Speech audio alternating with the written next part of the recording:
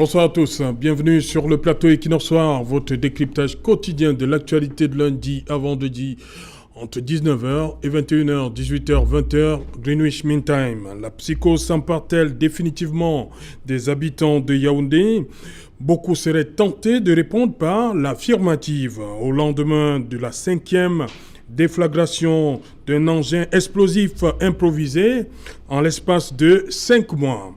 La dernière en date, celle de dimanche dernier au quartier Nsam, de par le nombre de blessés, 9 au total, inquiète sérieusement. Selon René Emmanuel Sadi, ministre de la Communication et porte-parole du gouvernement, je le cite, les analyses effectuées par les services spécialisés ont permis de constater qu'il s'agit d'un engin explosif improvisé dissimulé dans un sac de couleur noir et rouge présentant un dispositif électronique à déclenchement à distance composé d'une batterie de moto et d'une carte mémoire et des fils électriques. Fin de citation.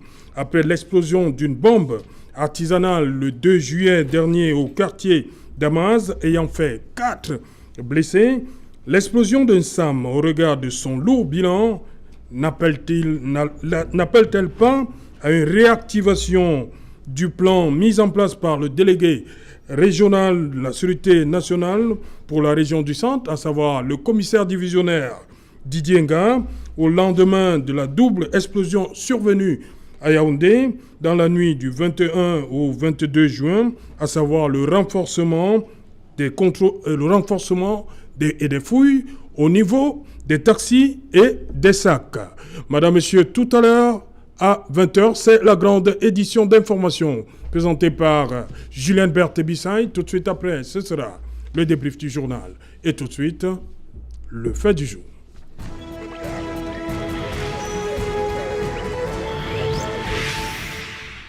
Insécurité dans la ville de Yaoundé, 5 explosions en 5 mois. Pour en parler, nous avons invité en plateau Vincent de Paul Yédé. Bonsoir. Bonsoir. Merci pour l'invitation. Voilà. Vous êtes conseiller municipal dans le 3e arrondissement de Douala, PCRN. C'est bien cela. Voilà. Bonsoir Achille Lejo. Bonsoir mon cher Alain, bonsoir au copanel, bonsoir également à tous les fidèles de ce programme qui nous regardent actuellement. Salutations militantes à tous mes camarades combattants SDF.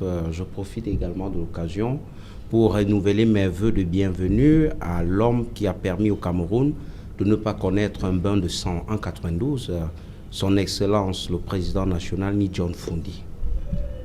Ok. On ne vous a pas vu à Yaoundé? Oui, justement, vous comprenez. On n'a pas vu Jean-Michel Nietzsche. On n'a pas vu Jean-Robert Wafo. C'est quoi le problème? Le SDF était pleinement représenté. Mais vous lui souhaitez la bienvenue, il fallait aller l'accueillir à Yaoundé. Hein? Mon cher Serge, je vais vous dire que le SDF est véritablement hiérarchisé et a des structures très solides. On a limité les présences à Yaoundé pour accueillir le chairman? Non, il y a un comité d'accueil. Oui. Et il y a toute une organisation derrière l'arrivée du chairman. Ceux qui avaient affaire ont eu à le faire. Je ne répondrai pas à la place de quiconque. Ce sont des grandes personnes. Ils peuvent répondre de leur absence. Ils n'étaient pas là. Et puis, comprenez tout simplement que les absences peuvent s'expliquer. Ne voyez pas derrière des idées autres que cela. C'est le président du parti, c'est le chairman, et justement son arrivée fait boum au cœur à tout le monde. Mais après tant de mois quand même, on se serait attendu à voir le gratin du SDF du côté d'Yaoundé pour accueillir le chairman. Effectivement, le gratin était représenté, que voulez-vous? Le président régional du centre, Emmanuel Tonga, il était là. Oui. Le vice-président du parti, l'honorable Joshua aussi, il était là. Les amis, je vais dire, le secrétaire général, le sénateur, l'honorable Tchumulo, il était là, accompagné de tout le gratin politique du SDF. Le nègre était véritablement représenté. Donc, moi, Maître Lodjo-Achille, je suis le conseiller juridique régional du SDF. Je ne suis pas malheureusement un membre du NEC. Les membres du NEC étaient véritablement représentés. Donc, ce n'est pas les absences d'une ou deux personnes qui pourraient jeter la polémique. Non. La fête, je vais dire, la rencontre a été belle. Le chairman a été reçu en serrant grade et titre. La messe écuménique a été dite et a été faite. Nous pensons tout simplement que un hommage mérité a été rendu à ces valeureux combattants qui sont tombés à mal à main alors que le chairman était aux États-Unis pour les besoins sanitaires. Voilà. Bonsoir, Maître Fabien Kenyé. Bonsoir Saint-Jalin, bonsoir aux millions de téléspectateurs de Kinox Soir. C'est un plaisir pour moi de retrouver ce plateau, revenant pratiquement d'une semaine de maladie. Cela dit, Saint-Jalin, je voudrais vous dire combien de fois je suis encore extrêmement sous le choc à la suite du drame. Je suis venu à Kumba et l'occasion m'est donnée, dans cette douleur, de dire aux parents proches des enfants qui ont été massacrés que c'est aujourd'hui que j'ai eu la possibilité de véritablement porter le deuil qui nous étreint. Donc j'ai du mal à y résister. Et je voudrais leur dire qu'ils ne sont pas seuls et que la responsabilité de ce massacre incombe à nous, principalement les adultes, à tout le peuple camerounais, particulièrement aux gouvernants. Personne ne saurait se débiner parce que ces enfants n'ont pas choisi de naître et il se trouve malheureusement que c'est nous, les adultes, qui les massacrons. Il faudrait bien que ça cesse. Que nous disions très c'est trop et qu'on s'asseye enfin Serge Alain pour pouvoir nous regarder en face et dire nous sommes tous Camerounais, nous respirons le même air, revenons. Si nous sommes trompés, asseyons-nous, discutons afin que plus cela ne se passe. Okay. Jamais, jamais Serge Alain. Merci Fabien Kenyé. Docteur Marcelin Bema, bonsoir. Bonsoir Serge. Une fois de plus, heureux d'être convié à ce plateau. Bonsoir à tous les co-panélistes. Ne vous parlez pas, vous dites pas comme vos camarades. Ils disent souvent que merci d'avoir invité le RDPC. Moi, je fais que répondre parfois. Oui. Vous êtes content à titre personnel ou bien parce que le RDPC est représenté? Mais d'abord, moi-même et puis le RDPC. Je représente le RDPC. Ouais. Je pense que quand vous avez écrit mon identité, quand vous avez levé mon identité, vous avez dit RDPC. Voilà. Donc il n'y a pas de polémique là-bas. C'est le RDPC qui est content. Parce que j'étais en train d'arriver pour dire que je suis content de représenter mon parti et que je fais un coucou à tous les communicants, à tous les militants du RDPC. Bon, un coucou spécial aussi. Ils sont là, ils vous regardent en ce moment? Automatiquement, nous sommes, d'ailleurs, vous savez, j'ai fait le compte rendu tout à l'heure de l'émission d'hier avec vous. Oui. Voilà, ça veut dire que quand on n'est pas, quand on est d'astreint, ou quand on reste d'astreint pour les autres qui sont sur le terrain et on observe et on fait les observations. Chez nous, c'est très bien organisé. Après cette émission, on va faire un débriefing. Tout à fait. Et puis on dit comment ça s'est passé. Donc, je sais que tout le monde m'écoute de partout. Et je dis bonsoir à mes frères du Calais et de la jeunesse du quartier d'Amour qui est en deuil. Ok. Je reste avec vous, docteur Bema. C'est écrit là, 5 explosions en 5 mois. Et nous sommes dans la capitale. Pour vous, ça inquiète? Oui, on peut dire que ça inquiète puisque nous ne sommes pas ici pour faire l'apologie de la violence. Oui. Quand la violence s'en mêle, il faut être inquiet. Mais je pense que les autorités maîtrisent la situation. Puisque vous avez... Depuis quand?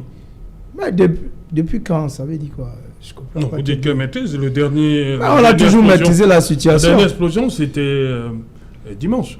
Oui, je parle aussi de cette dernière actualité qui a eu lieu dimanche et vous avez lu tout à l'heure la sortie du ministre de la Communication qui est le porte-parole du gouvernement. Ça veut dire que le gouvernement maîtrise la situation. Le personnel de sécurité maîtrise bien la situation puisqu'on parle de 2 arrestations qui ont suivi et que l'enquête est ouverte.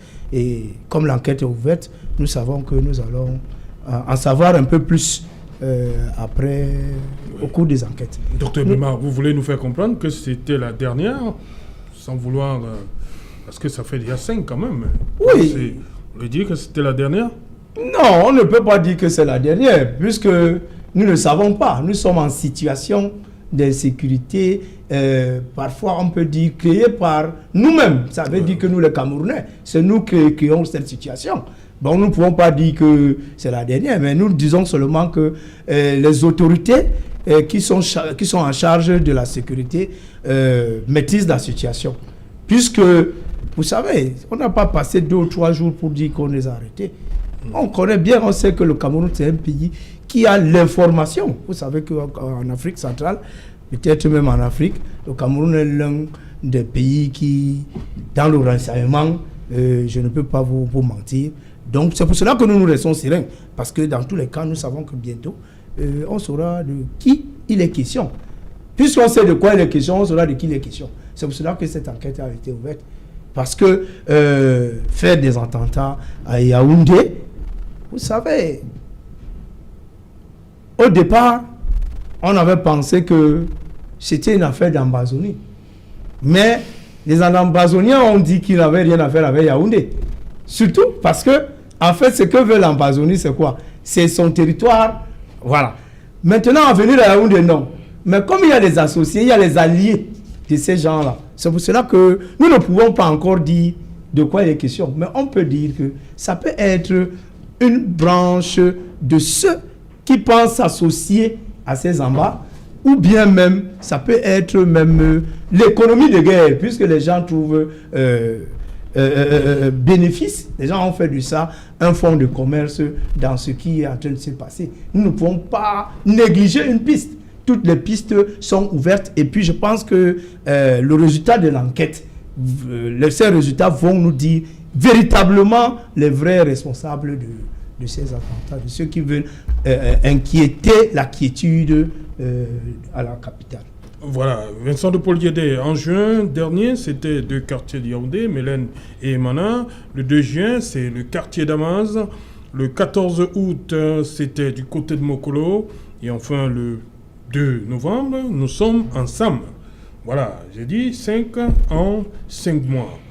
Pour vous, quelle interprétation vous faites de tout ça? À chaque fois qu'il s'agit des problèmes de sécurité... Même comme on parle de bombes artisanales, hein, mais quand même, pourquoi seulement Yaoundé? On parle de la sécurité intérieure. Oui. Et à chaque fois qu'on parle de la sécurité, il faut être extrêmement prudent. Ben, le moins qu'on puisse dire, c'est que c'est un mode d'expression.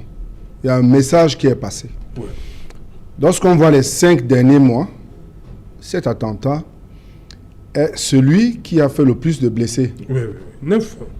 Le dernier, là. On a comme l'impression que c'est un exercice et qu'on se prépare à quelque chose. Sont en train de monter en... C'est pas nous qui le disons. Nous voyons tous, nous constatons tous. La première fois, il n'y a presque pas eu de blessés. Oui. La deuxième fois, 2 ou 3. Oui. La troisième fois, 4. Oui. Et puis nous sommes à 9 aujourd'hui. Et nous savons tous que le Cameroun va abriter un certain nombre d'événements. Nous savons quels sont ceux qui sont d'accord que ces événements se tiennent. Quels sont ceux qui ne sont pas d'accord qui se tiennent. Est-ce une manière de vouloir démontrer que le pays n'est pas en sécurité ou que le pays ne mérite pas d'abriter ces événements?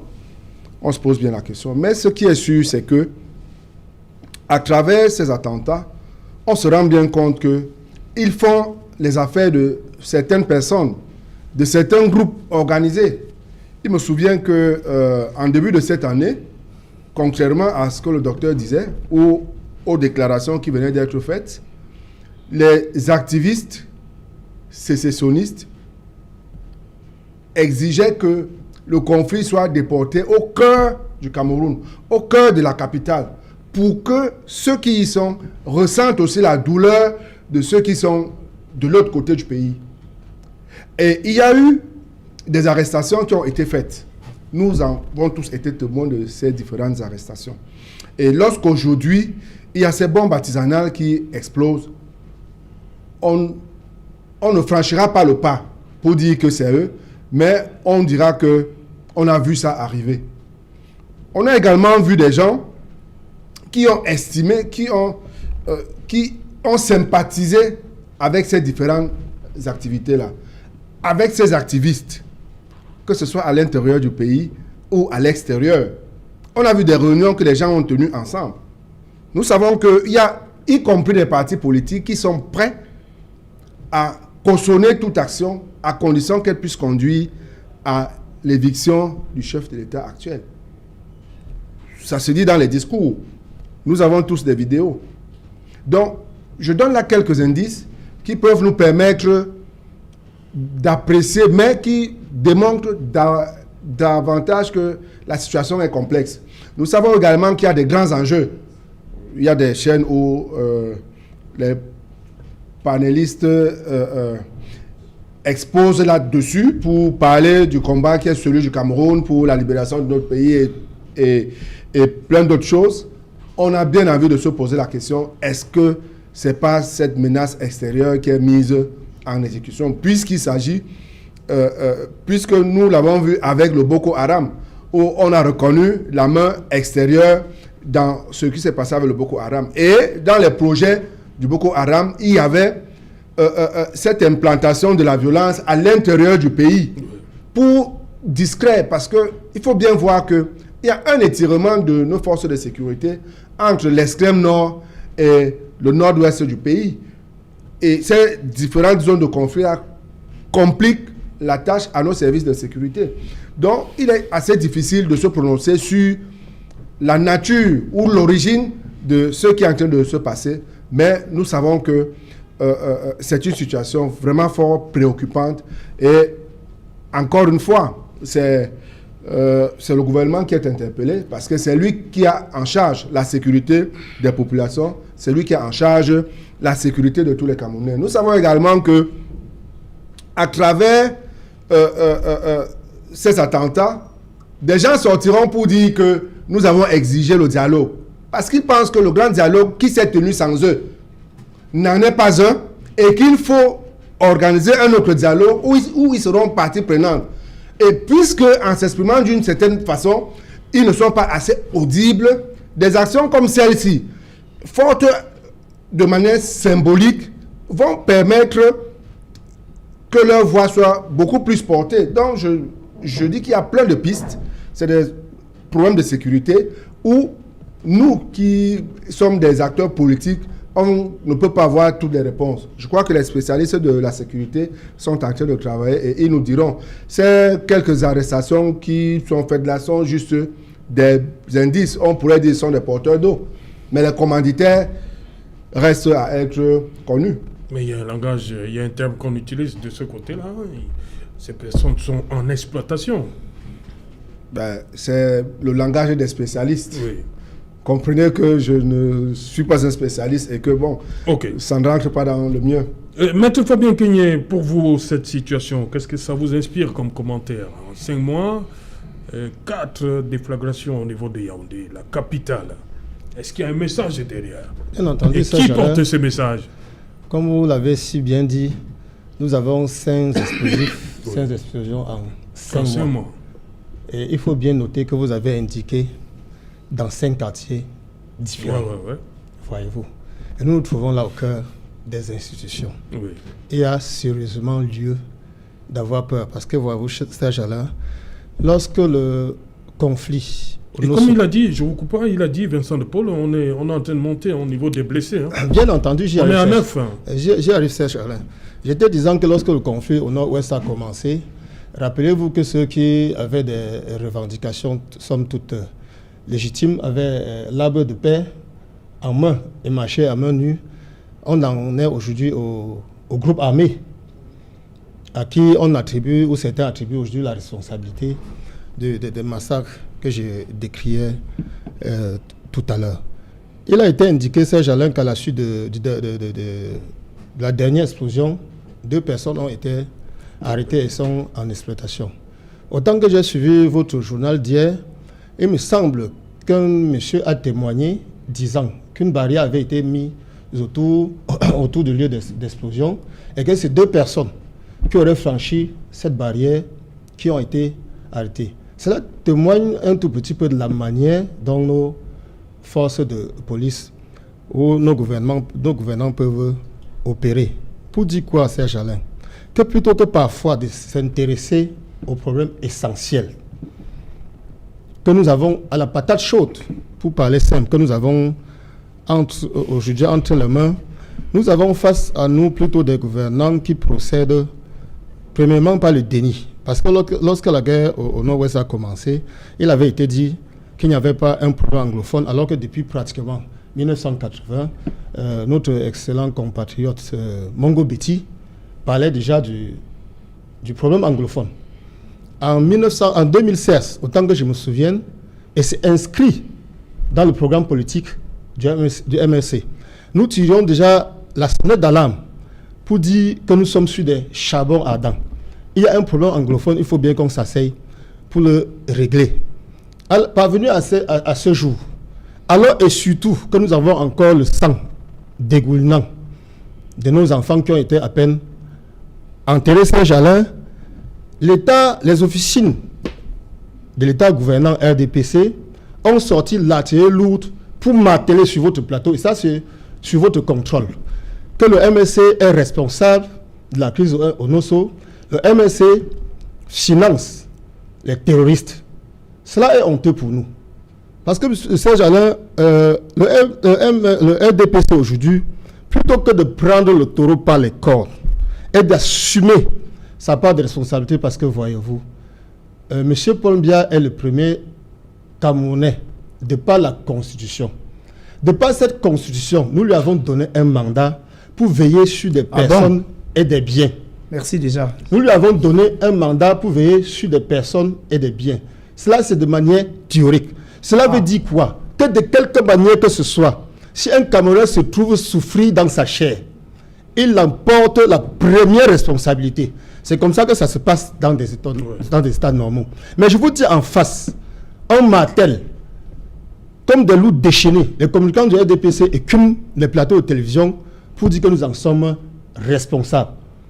Ils sont allés jusqu'à dire, Serge Alain, permettez-moi d'être un tout petit long sur cet aspect pour que les Camerounais se comprennent très très bien.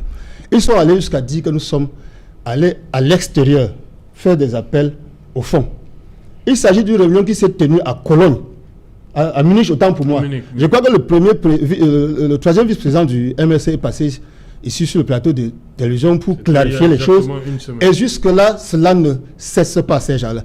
Cependant, que le MRC est suffisamment structuré. La structure régionale Europe, pendant cette période, ça se passe en 2019, avec commis un communiqué dans lequel il disait expressément que le MRC n'était pas concerné par ces réunions qui avaient eu lieu à Munich. Ouais.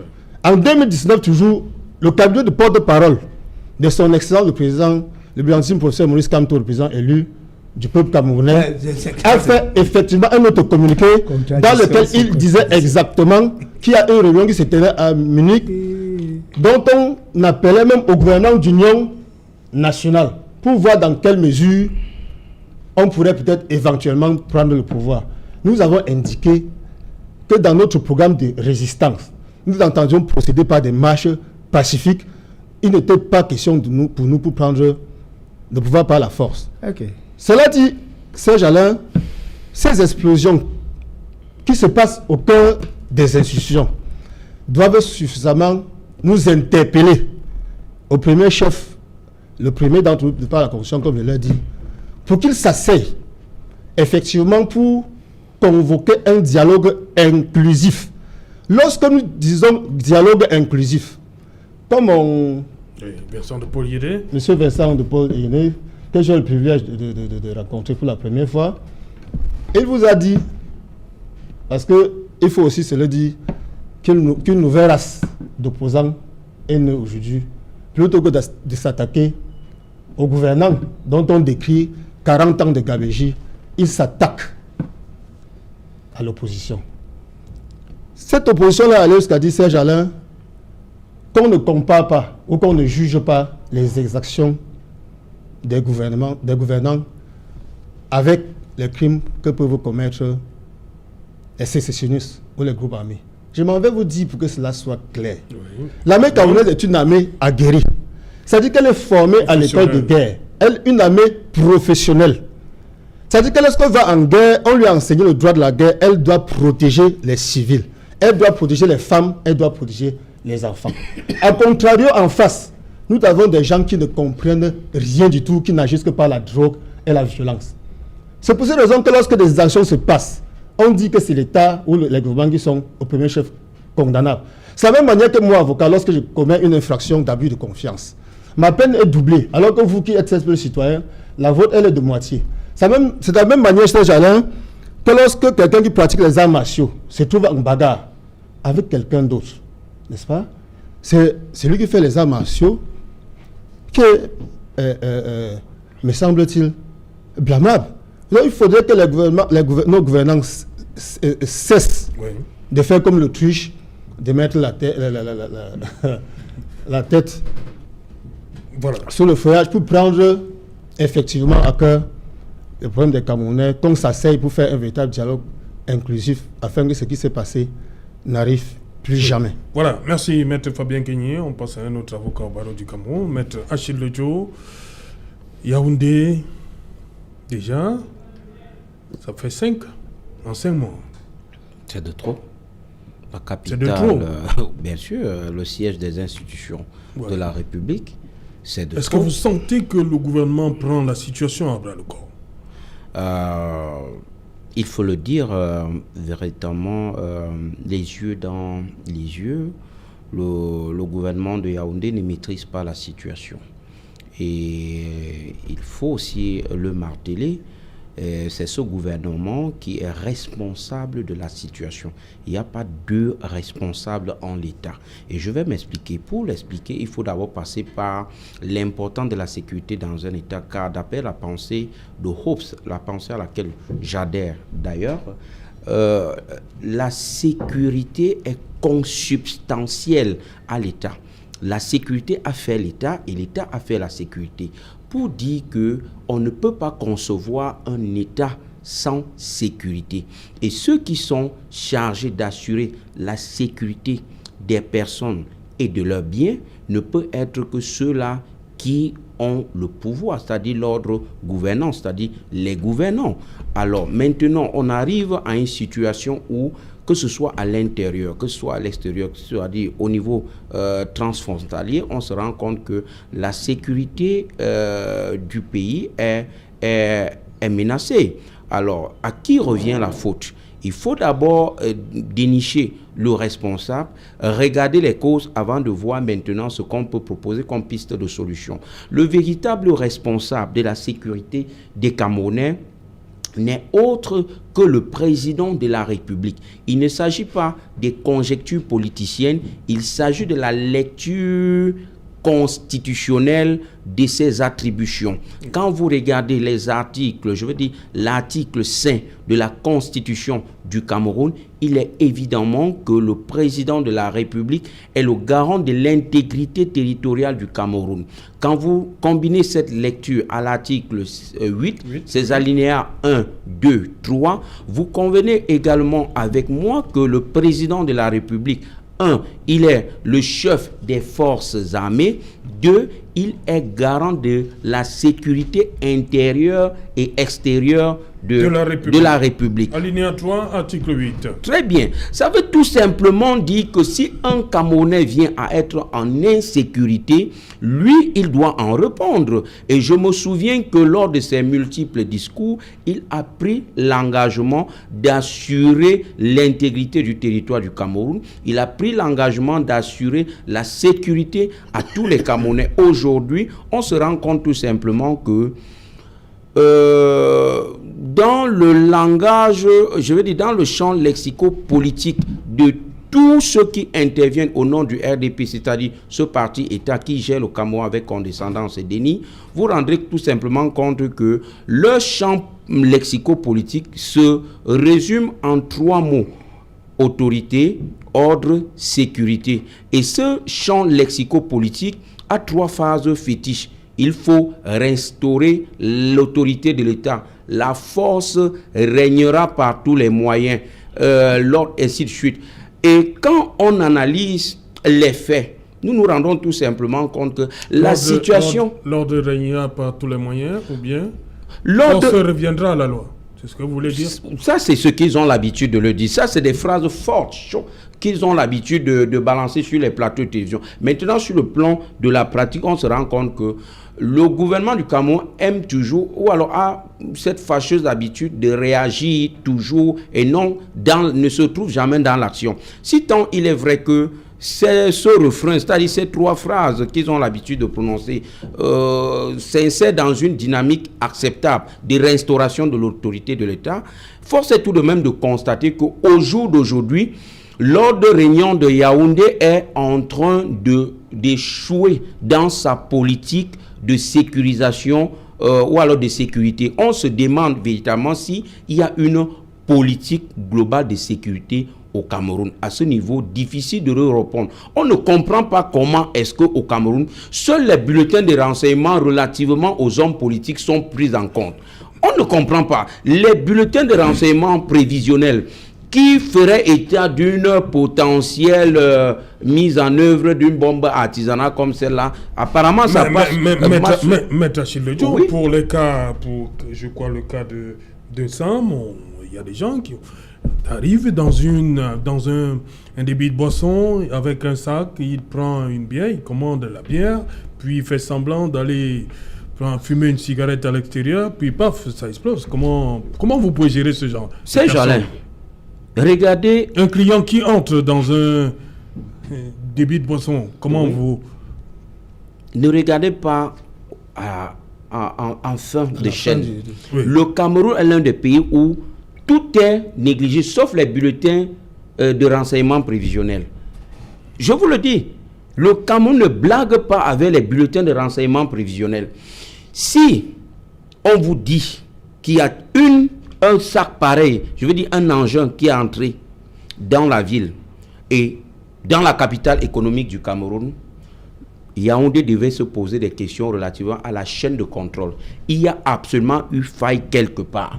Ils sont toujours au courant de ce qu'il y a quelque chose qui se préméditerait quelque part. Donc, et vous allez vous rendre compte que quand les hommes politiques de l'opposition, dans une chambre, concordent quelque chose pour une marche pacifique, le lendemain, il y a je vais dire, ils sont déjà au courant de tout, et puis on vous tabasse et on vous ramasse avec les gros... Qui les informe? Vous êtes sûr que ce ne sont pas les opposants eux-mêmes dans la réunion? Non. Ça, comment ils sont donc au courant? Ils sont très impliqués en matière de renseignement. Seulement quand il s'agit des hommes politiques, c'est ce que je veux démontrer. Oui. Quand il s'agit de la sécurité des biens et des Camerounais, véritablement, ça passe au second plan. Voilà ce que je démontre.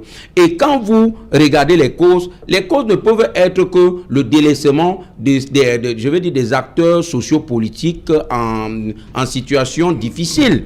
Quand vous voyez la jeunesse aujourd'hui, la jeunesse est délaissée en elle-même. Il y a des familles qui véritablement non pour devant et derrière que peut-être un enfant qui pourrait se débrouiller dans, je sais pas, dans ces enfants qui sont facilement prenables en termes d'appât je veux dire, des quartiers comme, vous voyez les quartiers comme, permettez, nous faisons une analyse objective, que ça ne choque la conscience de personne. Vous voyez les quartiers comme, si nous parlons de Yaoundé, comme la briqueterie, comme Vogada, comme Tsinga et Lobi.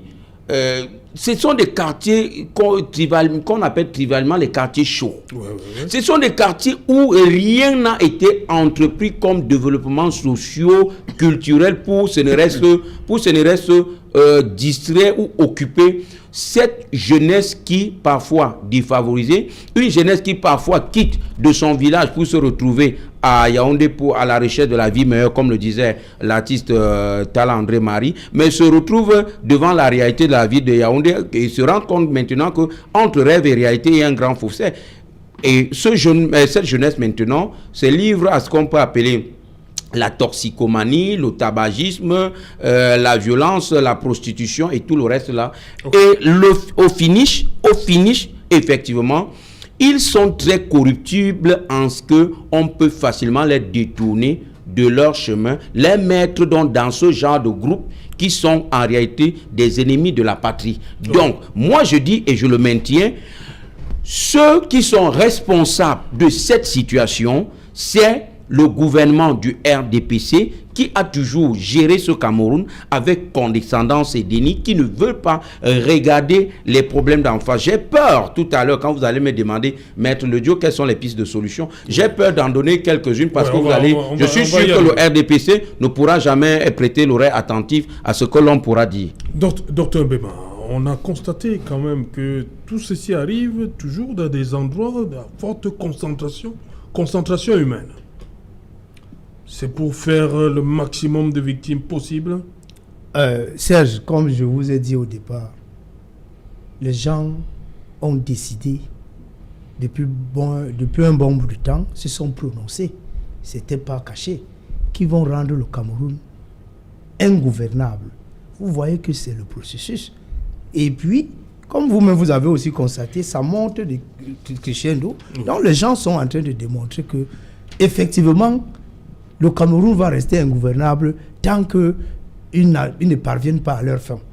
C'est pour cela que... Donc vous accusez la classe politique, l'opposition, c'est ça? C'est ce que Maître Ledio vient de dire. Ça veut dire que... Ce sont les faits. Ouais, je suis d'accord avec vous, nous sommes du même côté. Disons la même chose. Donc si vous dites la même chose, ça veut dire que vous acquiescez à mon analyse, tout simplement. C'est vous, le RDPC, non, c'est le pan là que je prends. C'est le pan là que je prends. C'est le pan là qui est intéressant. Parce que vous venez de montrer là que certains leaders qui ont décidé de faire de ce pays invivable s'appuient sur ces jeunes dont ils parlent qui n'ont rien à faire. Pourquoi ils n'ont rien à faire?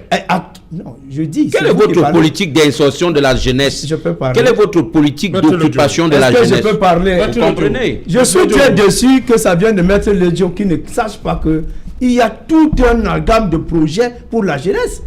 Faites pas le Cameroun. Je suis très surpris que ça sorte de lui. Mais je pense que ce n'est pas ça la question d'aujourd'hui. J'étais en train de dire qu'il a dit qu'il y a faille.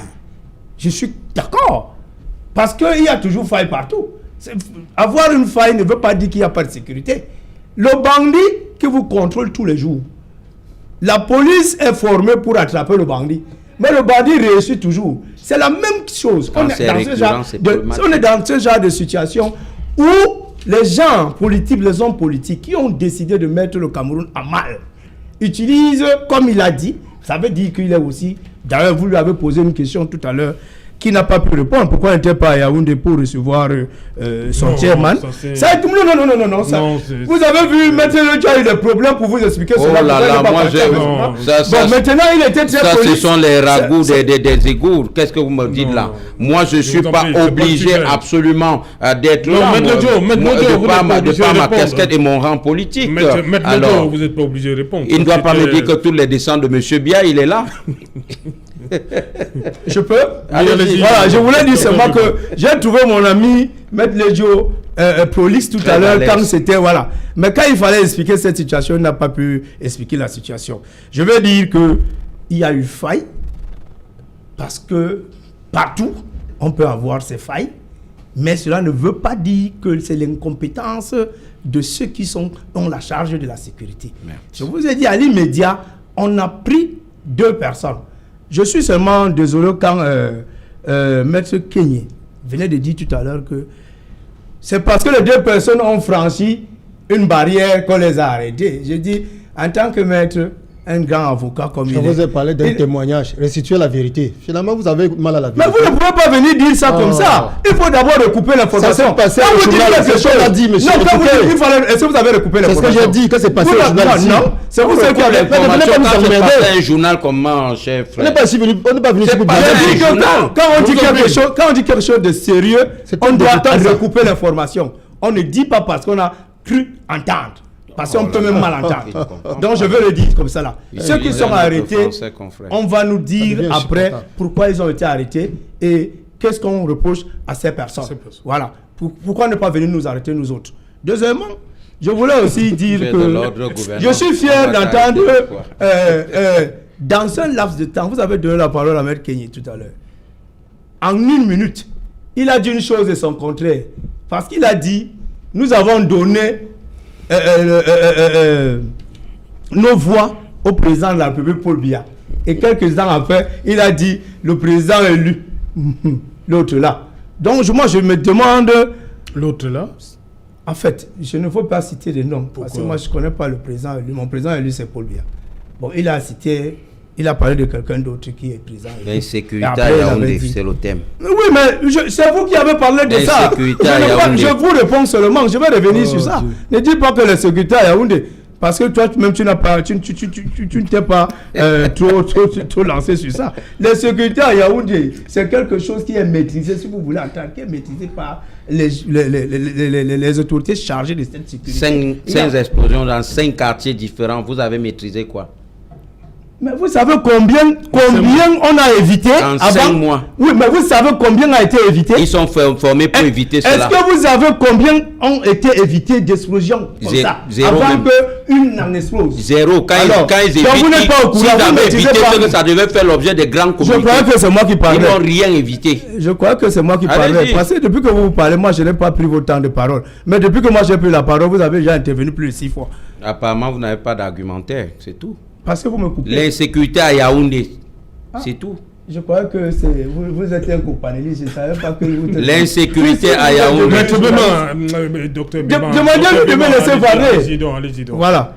Je lui dis alors que il faut rappeler ici, parce que j'ai trop entendu des choses. L'armée n'est pas en guerre. L'armée n'est pas en guerre. Quand les gens disent que l'armée est sortie en guerre, l'armée n'est pas en guerre. L'armée n'est pas en guerre au Cameroun.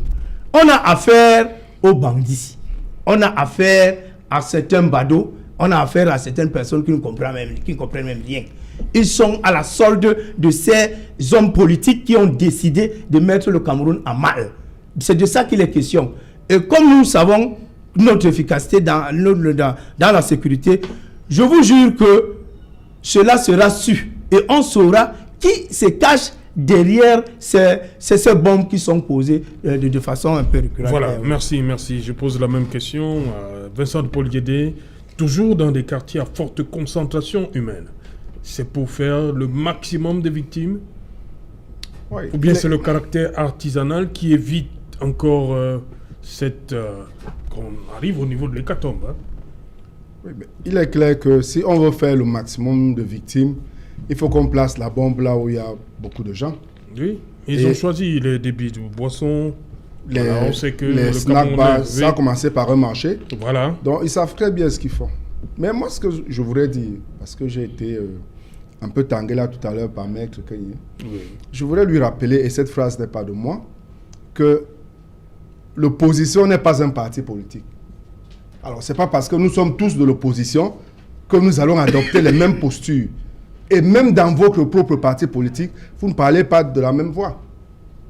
Nous suivons vos camarades tous les jours. Donc, vous ne pouvez pas venir sur ce plateau dire que nous sommes les opposants de l'opposition. C'est une phrase que j'ai souvent entendue. Je voudrais vous rappeler que nous sommes des... J'ai dit qu'une nouvelle opposition. Je voudrais vous rappeler, s'il vous plaît. À cela, ça n'engage que vous. Prenez votre temps. J'ai bien dit que l'opposition est née. Si vous vous retrouvez là-dedans, ça n'engage que vous. Permettez à Vincent de Paul d'aller jusqu'au... Je voudrais apporter cette précision-là. Oui, merci. On vous a suivi. Vincent de continuer. J'ai la particularité d'être courtois sur les plateaux de télévision et je souhaite qu'il en soit ainsi également à mon égard. Il a parlé, j'ai pris le temps de l'écouter. Donc, je disais que nous, au niveau du PCN, nous avons une posture. Nous avons fait un choix. Le MSC est un concurrent. Ce n'est pas notre adversaire. Nous avons un adversaire commun qui est le RDPC.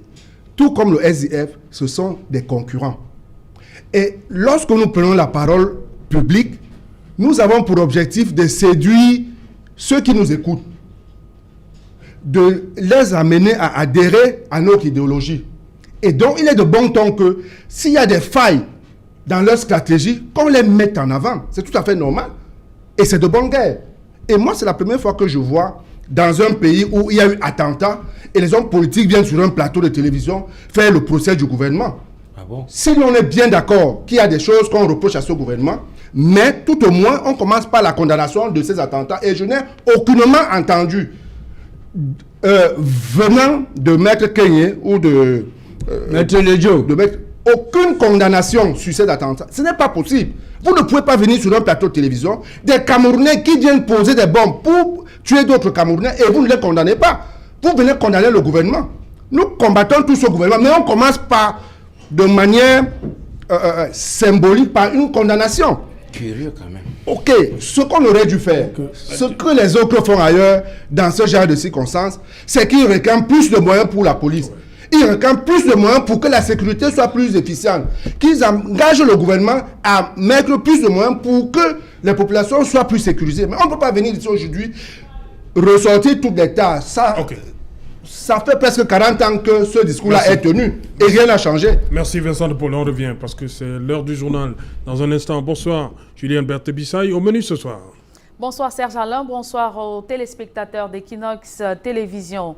Une dizaine de jours après l'attaque meurtrière de Kumba, Human Rights Watch publie son rapport. L'ONG américaine demande aux autorités camerounaises de cesser toute accusation infondée et autres spéculations sur les prétendus auteurs de ce crime.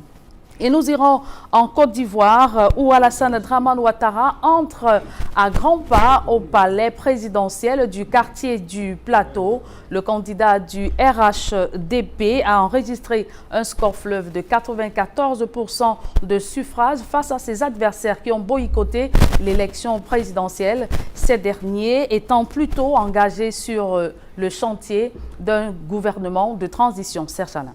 Voilà, madame, monsieur, dans un instant, donc, ce sera le 20h de Julien Berthe-Bissaï. Tout de suite après, ce sera Equinox Soir de partie, toujours en compagnie de nos 4 invités, maître Achille Ledjo, docteur Marcelin Béman, Vincent de Paul Guédé et maître Fabien Kenyé.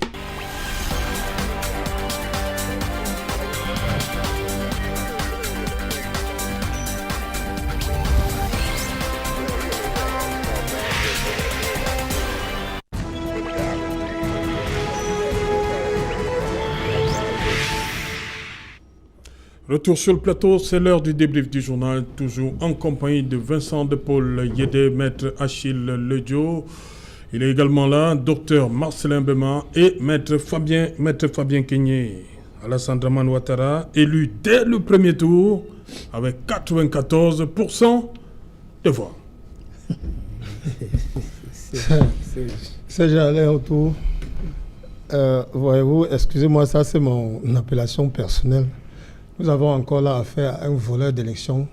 Non. À un voleur de pouvoir, comme on y est déjà habitué. On va rester courtois, maître. Je suis suffisamment courtois, Serge Alain. Je vous ai dit d'emblée que cette expression est de moi personnellement.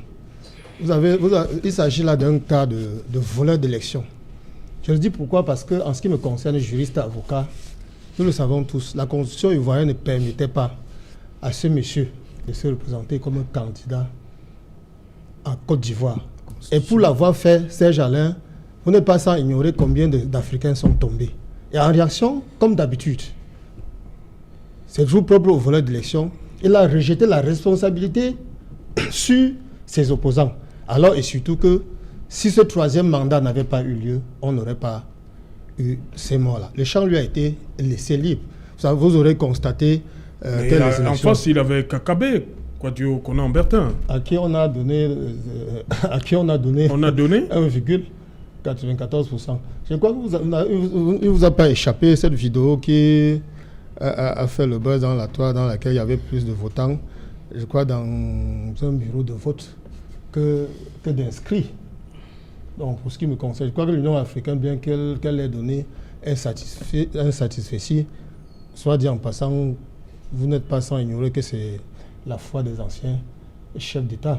Bien qu'elle ait donné un certain satisfecit, elle a quand même décrié les conditions dans lesquelles ces élections se sont déroulées. Et permettez-moi d'extrapoler un peu pour faire une comparaison avec le Cameroun. Vous avez constaté qu'à l'issue de cette élection, le ministre de la Justice ivoirienne a saisi le procureur de Côte d'Ivoire afin qu'il ouvre une enquête par rapport aux positions qui sont celle de l'opposition ivoirienne aujourd'hui qui a constitué déjà un gouvernement de transition pour 30 mois. Cependant, parallèlement au Cameroun, les opposants sont aujourd'hui en prison pour n'avoir même rien fait, juste pour avoir revendiqué, pour avoir tout simplement voulu marcher en protestant contre les élections. Et pour l'avoir fait, à l'instant où je vous parle, le professeur Alain Fogué, ainsi que Bibou Nissak, qui n'a même pas eu la chance de juger de son mariage, qu'il a célébré par force, se retrouve devant le tribunal militaire, un tribunal totalement parallèle à la justice camerounaise,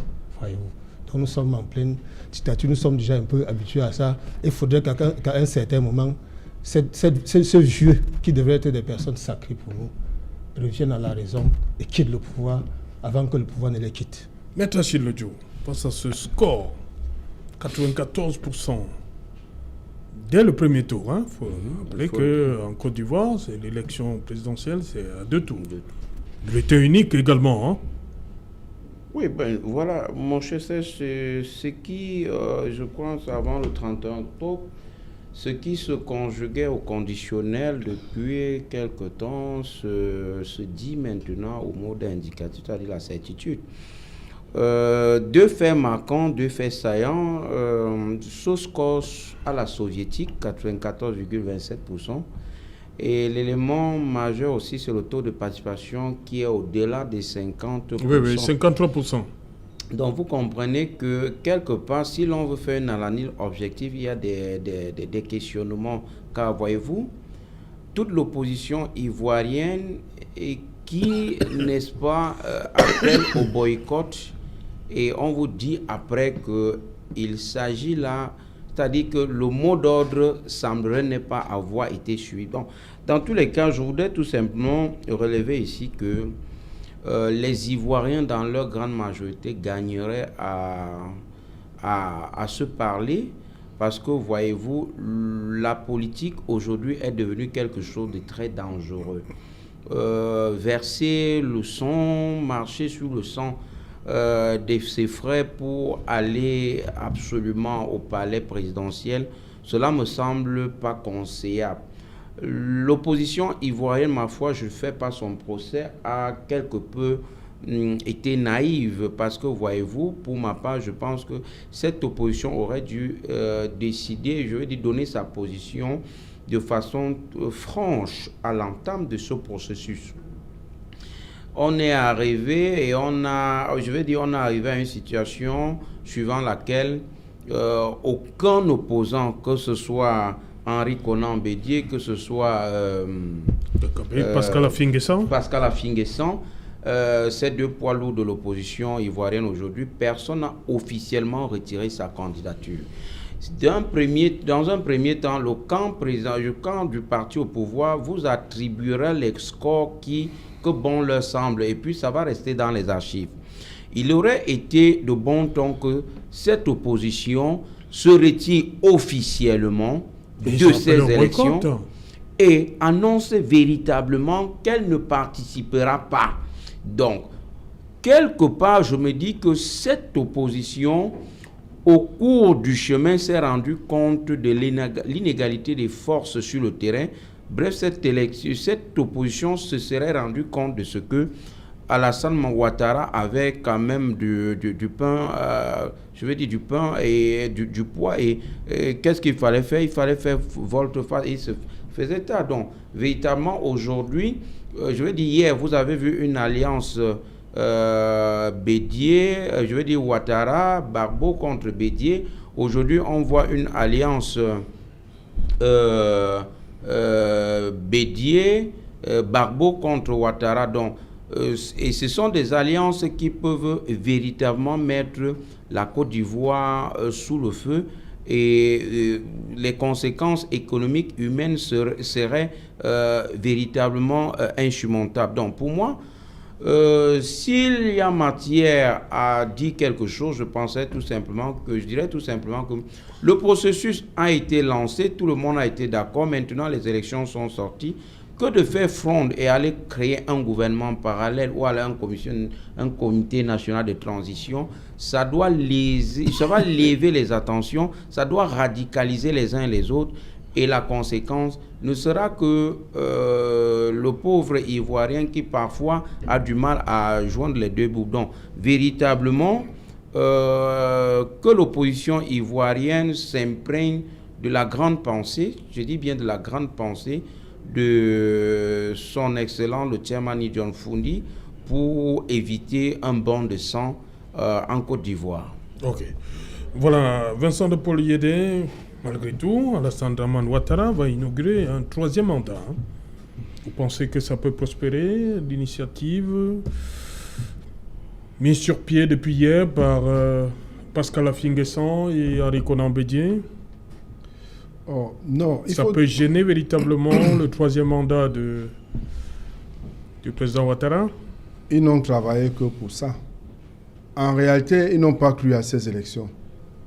C'est pour ça que même dans leur démarche, il n'y avait pas une stratégie visible.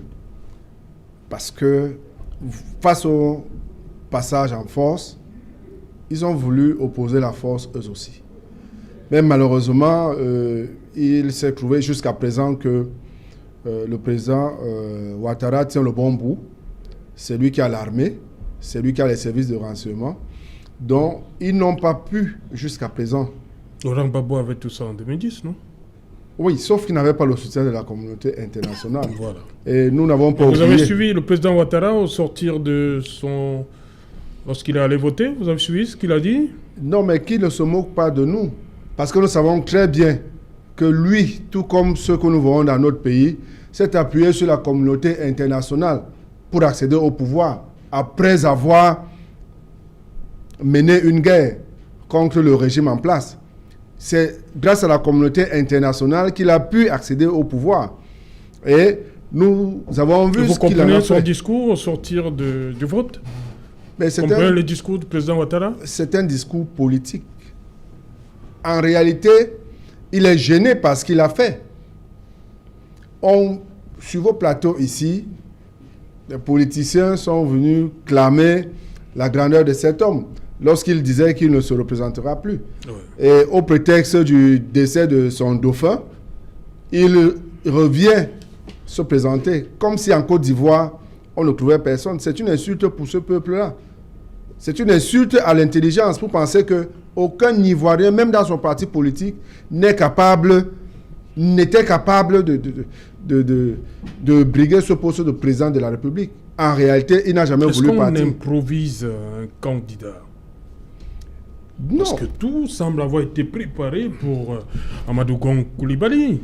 Est-ce que du jour au lendemain, on peut remplacer Gon Coulibaly par quelqu'un d'autre comme ça? Oui, mais un parti politique... Est-ce qu'on n'a pas pesé? On s'est dit qu'avec quelqu'un d'autre, le RHDP allait perdre, mais avec Alassane Dramane Ouattara, c'était sûr. Encore une fois... Face aux autres. Hein? Encore une fois, ce n'est pas un problème d'individu, c'est un problème d'appareil. Oui. Lorsque vous êtes porté par un appareil politique, quel que soit l'individu que vous choisissez de mettre là, c'est l'appareil qui le porte. Et donc, le RHDP aurait bien pu mettre n'importe qui là et il aurait gagné.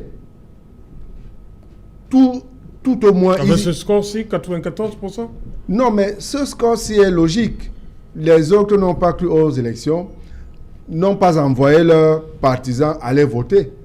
Bon, sauf que même ce score-là, il vous souvient que sur les chaînes internationales, moi j'ai vu dimanche où un journaliste qui a titré dans un journal écrit et donnait déjà ce pourcentage-là.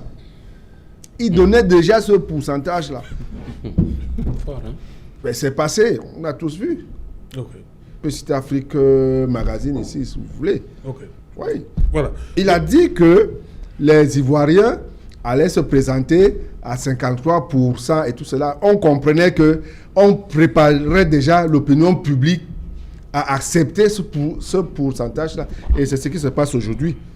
Voilà. Donc, vraiment, c'est la démocratie qui se meurt en réalité. La démocratie qui se meurt. Et les opposants doivent se remettre en question. Okay. Ils doivent se remettre en question et apprendre à mettre de côté leurs égos et à converger vers un objectif commun. Tant il est qu'ils se battent pour le bien de leur peuple et de leur population. Docteur Béma, pour vous, ce score ne vous surprend pas du tout, hein? Il est habitué. Vous pouvez donner le temps à mon ami l'être du jeu, parce qu'il veut toujours parler à ma place. Serge, je pense que le score se justifie, oui, comme il vient de le dire. Moi, je pense que si on a annoncé le pourcentage, c'est par rapport à l'effectif des membres du parti de Ouattara. Parce que si on entre bien dans l'analyse, on va se rendre compte que les 53% sont les membres de ce parti. Donc c'est ce parti qui s'est préparé pour les élections, qui est allé aux élections. Ce n'est pas toute la population. Donc ce sont ces 50%. Parce que si on vérifie qui est inscrit dans les listes, sur les listes électorales et qui pouvait participer, parce que le journal a estimé que tout le monde peut ne pas partir, comme il voit que les autres sont pas en train de se préparer, mais le parti au pouvoir va aller aux élections. Et combien de personnes contient ce parti au pouvoir qui sont inscrits sur les listes? C'est pour cela que tout ça se justifie. Ce n'est pas la magie que cela soit dit avant, parce qu'on savait que voilà le scénario qui va se passer. Les autres ne sont pas en train de préparer les élections. Quand ils ont dit, comme Maître je le dis, ils font la danse mafia. Quand on ne veut pas aller aux élections, on dit avant que nous n'allons pas aux élections. On ne peut pas faire un jeu parce qu'ils n'ont pas été sérieux. Ils l'ont dit avant le lancement de la campagne. De quelle façon? Vous voulez qu'ils le disent comment? Mais on dit officiellement et on fait des meetings, on annonce qu'on n'est pas aux élections. Nous ne sommes pas aux élections. Mais qu'est-ce que vous voulez? Mais ils ont posé leur candidature. Les bulletins de vote sont sortis. Il y a des gens qui les ont votés. Il y a des gens qui sont dans les recoins qui ont voté ces personnes. C'est pour cela.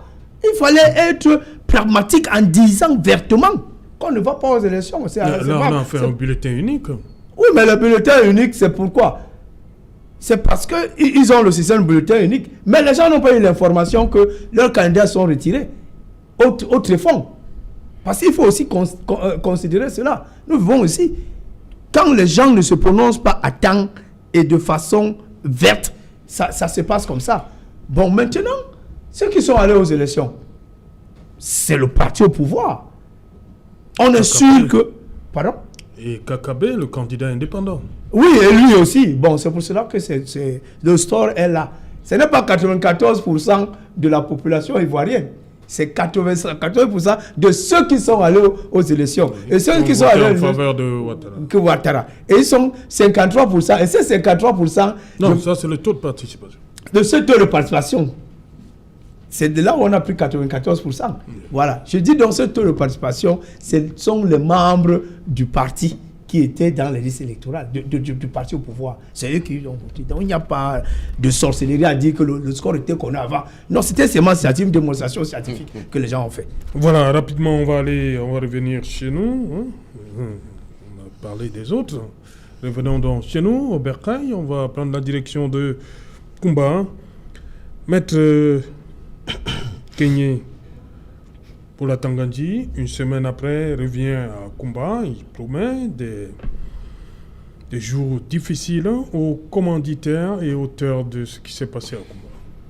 Serge Alain, lorsque vous me posez cette question, ma mémoire me renvoie en surface la descente de M. Atangandji en 2016, je crois, dans la zone du Nosso, pour tenir un meeting du RDPC, autant que je me souviens.